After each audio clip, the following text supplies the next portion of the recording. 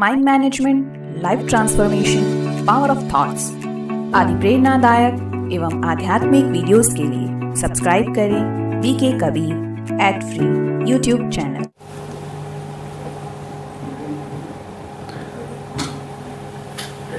तो क्या समझ में आया क्या करना है सवेरे?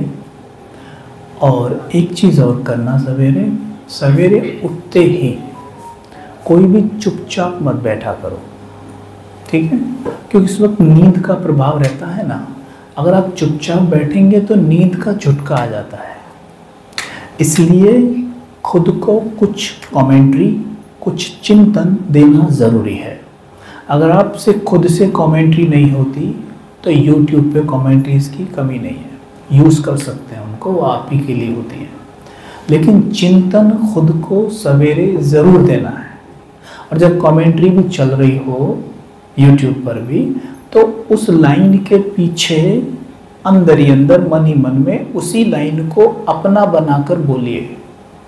ऐसा ना हो वो अपना चल रहा है, हम अपना कहीं गा रहे हैं, ठीक है? तो उससे क्या है, माइंड की बहुत तेज़ी से प्रोग्रामिंग हो जाएगी, और प्रोग्रामिंग होने से बहुत अच्छा रिजल्ट आपके हाथ आएगा, ठीक है? हमें कंप्लेन किसी के प्रति रखनी नहीं है कि ये ऐसे हैं वो ऐसे हैं। अक्सर देखना कि हमारे जीवन में ये बड़ी बात है कि हमें अक्सर अपने साथियों से कुछ ना कुछ कंप्लेन ज़रूर रहती है कि ये वैसे हैं वो वैसे हैं। लेकिन एक बात याद रखिएगा कि कुदरत, जैसे आप कभी गए होंगे मार्केट जाते हैं तो आप फल विक्रेता के पास जाइए जो फल बेच रहा है, तो आप देखेंगे कि जैसे एप्पल सेब बेच रहा है तो आप देखते हैं कि उसके पास 3 टोकरी रखी हुई है।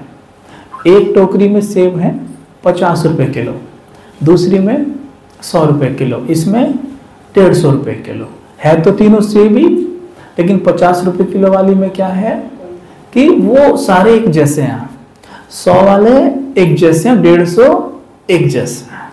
वैसे कुदरत भी क्या करता है, हमें हमारे जैसे ही जो आत्माएं हमारी फ्रीक्वेंसी पे है ना, मतलब जो हमारे जैसे ही हैं, उन्हें एक टोकरी में रख देता है, ठीक है? समझे? क्या समझ में आया? जिनसे कंप्लेन किया ये ऐसा वो ऐसा, भाई जी आपको क्या बताऊं, ऐसे बोला मेरे को, वास्तव में वो हमारे जैसे ही है। हम जब किसी के बारे में ऐसा बोलते हैं ना, वास्तव में हम अपनी ही कंप्लेन कर रहे होते हैं, क्योंकि हम उसी टोकरी में हैं जिस टोकरी में वो हैं। अगर आप उनसे पीछा छुड़ाना चाहते हो तो उसका एक तरीका है, उस टोकरी से छलांग मार के दूसरी टोकरी में आ जाइए, यानी 100 रुपए किलो वाले में आ जाइए। और 100 रुपए किलो वाली में आने के लिए एक पक्का नियम बनाना पड़ेगा। पक्का वाला बोलो तो बताओ, चाहिए 100 रुपए किलो वाले में आना है? यानी परेशान है बिल्कुल 50 रुपए किलो वाली में ना, पता चल रहा है भाई जी बिल्कुल सही बोल रहे हो। तो क्या करेंगे, एक पक्का नियम है, और वो है कभी भी मुरली मिस ना हो। आप में कौन कौन है जो सेंटर पर डेली मुरली सुनते हैं? हाथ उठाना जरा। ऑलमोस्ट 70-60% ने हाथ उठाया। ओके, गुड, हाथ नीचे कर लीजिए, थैंक यू। दोनों 2 बार उठते हो, 2 बार सुनते हो? तालियां बजाने के लिए नहीं, समझ गया मैं, दोनों हाथ से 2 बार आते हो। अच्छा, आपको एक उदाहरण देता हूँ, शायद हो सकता है पहले भी आपको ये दिया हो, पर ज्ञान क्या है कि विस्मृत हो जाता है, या हो सकता है आपने YouTube पे सुना हो या कहीं भी, पर विस्मृत हो जाता है। जब उसे सुनते हैं तो हमें याद आता है, ओ हाँ। और हम देखते हैं कि कम से कम से सुनने के बाद ना 2-3 दिन तो हमसे वो ज्ञान ही पुरुषार्थ करा लेता है। नोट किया आपने बात, है ना? आप एक वीडियो सुन लो वाटर चार्जिंग का, तो आप देखेंगे कि 2-3 दिन आप पानी चार्ज किए बिना नहीं पिएंगे, है ना? लेकिन फिर धीरे धीरे, है ना, पता है, फिर भी देखो ऐसे ही पिएंगे, घटाघट।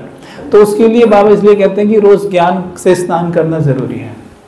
जैसे एक बहुत सिंपल सी बात है, याद रखिएगा, सेंटर पे मुरली सुननी क्यों जरूरी है? क्यों ज़रूरी है ये ध्यान रखिएगा। मुरली आप बाहर भी सुन सकते हैं, ऐसी कोई बात नहीं है, आप उसे घर भी सुन सकते हैं, कोई प्रॉब्लम वाली बात नहीं है, लेकिन लॉस क्या है उससे ये जान लेते हैं। देखो आप देखते हो शास्त्रों में जितनी भी कहानियां हैं ना वो सब हमारी हैं, मानते हो नहीं मानते हो? मानते हो ना? अच्छा, आपने कहानी में देखा होगा कि अर्जुन विश्व का सर्वश्रेष्ठ धनुर्धर था, उसे किसने बनाया?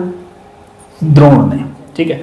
द्रोणाचार्य ने उसको क्या क्या था? वचन दिया था कि मैं तुझे विश्व का सर्वश्रेष्ठ धनुर्धर बनाऊंगा। उसने वचन दे दिया, क्यों? क्योंकि उसका लाडला था, बराबर। ऐसे ही क्या हुआ, 2, 4, 5, 10 दिन बाद वो देखता है कि एक बच्चा तीरंदाजी कर रहा है और बहुत ही तीखा है तीरंदाजी में। उसे देखकर द्रोण का माथा घूम गया कि अरे ये तो अर्जुन से भी अच्छा है, और मतलब मेरा वचन तो झूठा हो जाएगा। तो उसने अर्जुन को पहली बात तो वचन दिया क्यों? यहां देखते हैं, इसलिए दिया क्योंकि अर्जुन उसके आश्रम में यानी सेंटर पर सामने से उससे मुरली सुन रहा था, मतलब ज्ञान सामने से ले रहा था, ज्ञान के तीर चलाने वो सामने से सीख रहा था। वो क्या कर रहा था? एकलव्य माना जिसे एक से लव है, यानी शिव बाबा से लव है उसका, ठीक है। लेकिन करता क्या है? आप सबका भी एक से लव है ना, लेकिन करते क्या हो? ज्ञान के तीर चलाने, यानी मुरली कहां सुनते हो? अपने घर पे। जैसे वो अपने घर पे प्रैक्टिस कर रहा था द्रोण की मूर्ति बनाकर, ऐसी आप भी घर पे बाबा की मूर्ति से ज्ञान सुन रहे हो, है ना। तो होता क्या है कि अब वहां पे क्या है कि वो सीख तो गया, तीखा हो गया, लेकिन द्रोण को विचार चला कि अगर ये ऐसे तीरंदाजी करता रहा तो अर्जुन तो सर्वश्रेष्ठ नहीं बन पाएगा। तो उसने क्या किया कि मुझे गुरु दक्षिणा दो। तो उसने कहा जी गुरु जी बोलिए क्या चाहिए? उसने बोला अंगूठा दे दो, ये दे दो। अब जो आप घर पे हैं, जो ज्ञान घर पे सुनते हैं, घर पे मुरली चलती है, सब कुछ घर पे चल रहा है, विच इज गुड। कहते हैं ना, गांव में तो कहावत है कि किसी को मामा नहीं है तो काना मामा भी चलेगा, कहते हैं ना।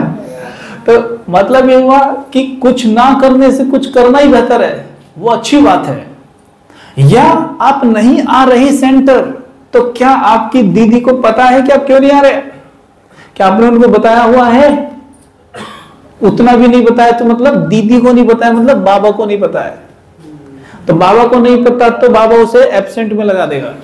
आप नहीं आए कोई बात नहीं, मजबूरी हो सकती है, आपकी तबीयत खराब हो सकती है, या कोई भी कारण हो सकता है।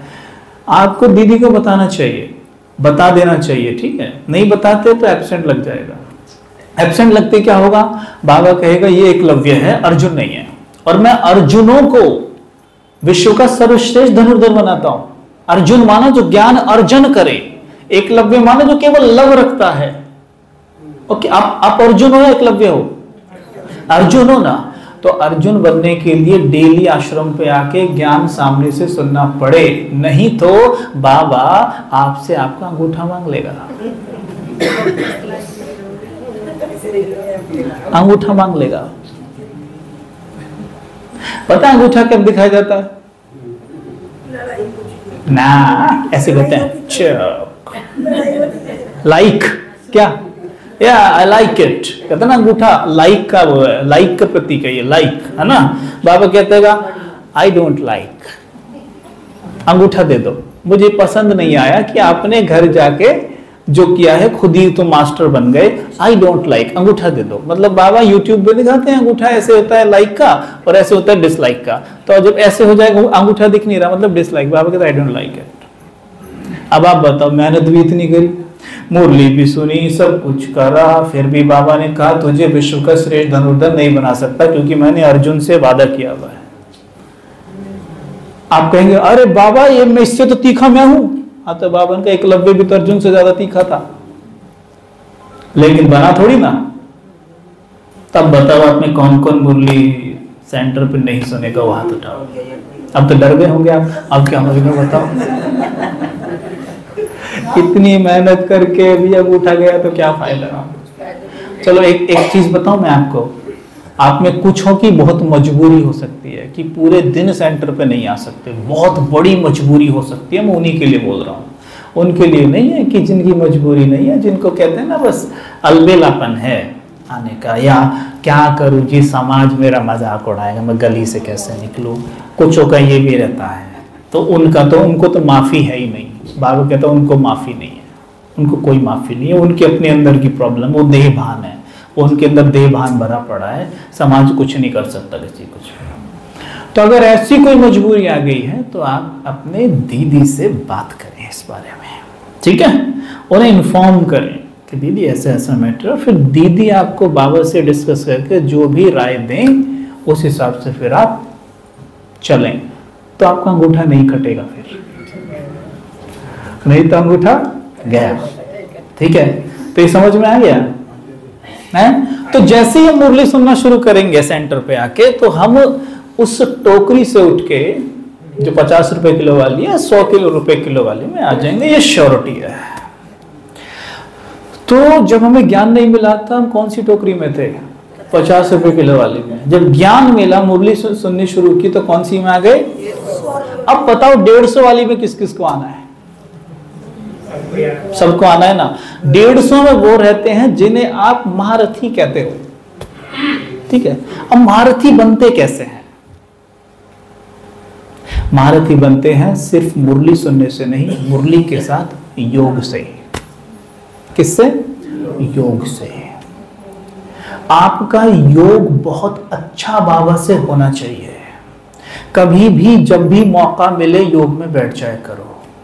कौन कौन अमृत वेला करता है आप में? नुमा शाम,